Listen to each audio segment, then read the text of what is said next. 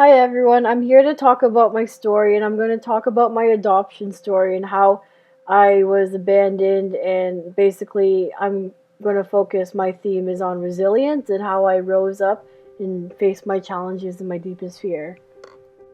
I was born on April 9, 1995. It was a Sunday.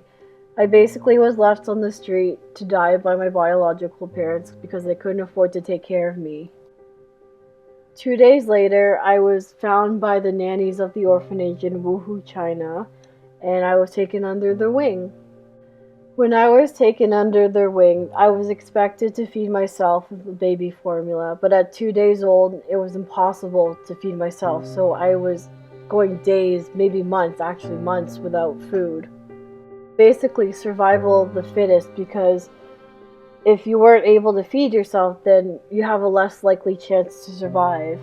I only saw my life in gray instead of color because I was so worried that no one would come and rescue me from this horrible place.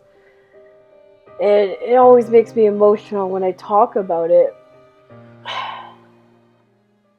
My mom had trouble getting pregnant when she was in her 30s after she married my dad. So they decided to go through fertility treatment, but unfortunately it didn't work out. They really wanted a baby girl, so they set on their measures to go through the process of adoption, and hopefully they would hopefully get a baby out of this, and they really did. They adopted me on my mom's birthday, and I think it was the best gift that I ever received, and it was my mom's birthday, and I believe that it was the best gift she got on her birthday. Oh my gosh, sorry. As I got older, when I was 6 years old, and even as a teenager and an adult, I started having challenges. I started having trouble fitting in with my peers. I had trouble with my teachers. I caused trouble because the one thing I fear most is rejection. And in order to not be rejected is I would push people away, including the people who I love most, and it worked, but it's not what I wanted as an end result. It was just, I don't know, I just pushed people away, and I hope that one day if I get that biggest fear of rejection in my head, like, it gets me thinking about what if teachers don't like me? What if my friends didn't like me anymore? What if I don't get accepted at this nice private school I went to called Crestwood School? And those were thoughts I had when I was 6 years old. And I'm so nervous now as I'm older, and I have all these questions.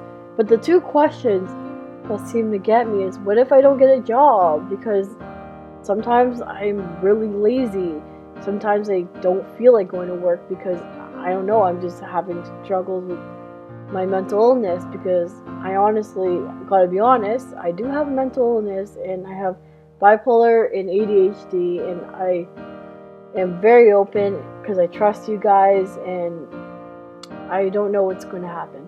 And the other issue is, it like kills me. This question killed me. Like, it just like gets to me since I was 6 years old. Is, what if I don't get married? I always dreamed about, since I was little, was to get married to Prince Charming. But now as a teenager and an adult, I would think that marriage is not as easy as they would say in fairy tales. And I refer to myself even as a teenager now because I still act like one. Very immature, and I'm afraid that I will get rejected by someone who I actually will feel attached to. The reason why I say 6 years old and 3 years old a lot is because 3 years old I had a lot of struggles with my classmates and my teachers. And when I was 6 years old, that's when I was diagnosed with the psychological disorder of bipolar and ADHD. Growing up with a mental illness was really challenging because I had to go for therapy session after therapy session. medication after medication. I was basically a guinea pig for these drugs. It was very hard because one of these drugs actually almost killed me when I was 11, and I was in the hospital for many hours, and they couldn't figure out what was going on with me. And at the end, they figured out I was just allergic to the medication and I had a bad reaction. So they made me stop taking the meds, and I switched to my old meds, which actually made me gain a lot of weight. Medications aren't so good on the body sometimes. I mean, I gained 50 pounds on the meds I'm currently on, and I'm trying to work it off, and it's really hard on the mental brain.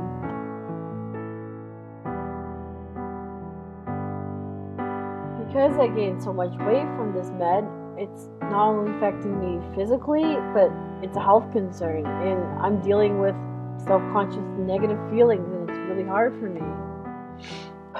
I mean, I can't do anything about it. It's biologically inherited. I just gotta find what I love to do most and stick with it. The moment I realized I had a passion for running, I decided to set goals and run and train, and I eventually signed up for more runs, and I ended up liking it. It's good for the mental health as well as your physical well-being, no matter the size you are.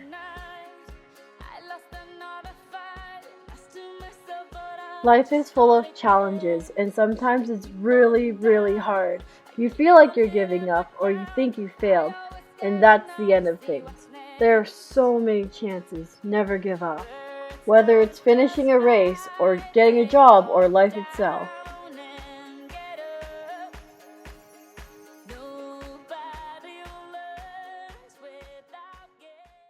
So the question I get from everyone is, do I think about my biological parents? The question is, no, because I am very happy with the life I have right now. Life is worth living. Life is worth living. So live another day.